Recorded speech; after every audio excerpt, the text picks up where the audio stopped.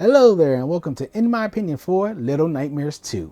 You play as a boy waking up after some real odd dream. You find yourself alone in the woods until you find a shack that holds another child who has been captured. After freeing them and surviving and running with a psycho hunter, you both team up in order to find somewhere safe in this nightmarish world. Yeah, there is not much when it comes to story with this game. At most you get little touches here and there, but besides that, it's about you and your friend running and trying to not die. I'm fine with this as the first game barely had a plot as well and had basically the same goal as this one, which means you don't really need to play the first one to jump into this game, so just sit back and enjoy. This one, just like the first, is a horror puzzle platformer, so most of your actions will be jumping, climbing, and grabbing stuff. There are some instances of combat which work well for what it is, which is smashing baddies with a hammer, but you won't be doing that much, and instead you'll be running from most of the threats you encounter. The game does a great job when it comes to controlling your character, as the controls are nice and tight, and for the most part you have a good sight of what you're jumping at, and the buttons are responsive enough that you don't have to fear going for a ledge to grab and whiffing it.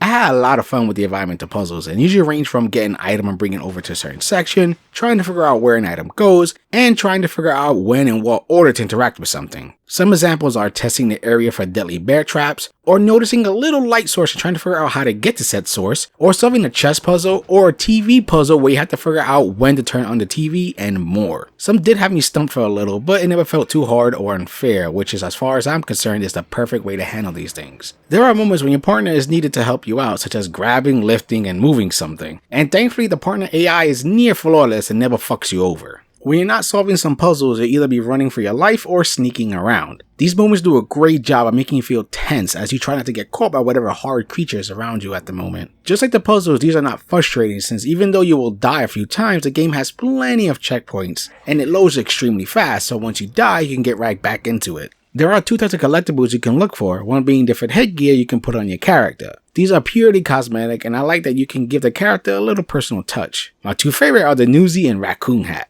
The other collectible are static shadows, and while it looks like they don't do anything after you collect them, they actually give you an extended ending, so they are worth going for. If you happen to miss any of these things, there is a level select option and it shows you what you're missing, which is a godsend.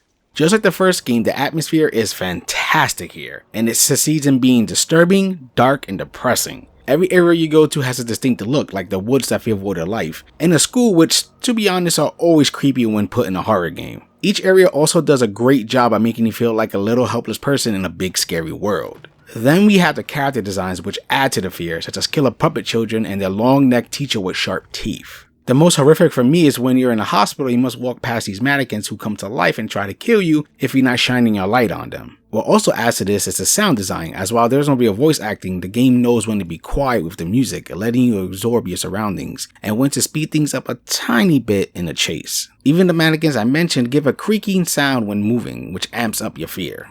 I can't say I ran into any technical problems as the game ran smooth without any hitches.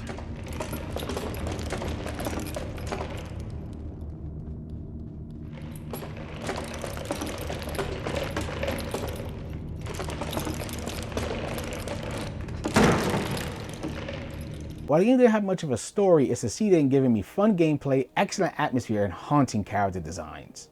It took me about 5 to 6 hours to beat, and I know some might think that's too short, but since I was having a really good time, it didn't really bother me much. And the only real replay value here comes in the form of the collectibles I mentioned, and that's it. Unless you want to play the levels again.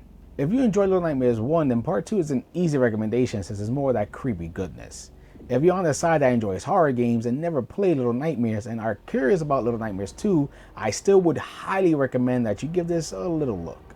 I hope you enjoy my thoughts on this game, and for gamer's sake, keep gaming.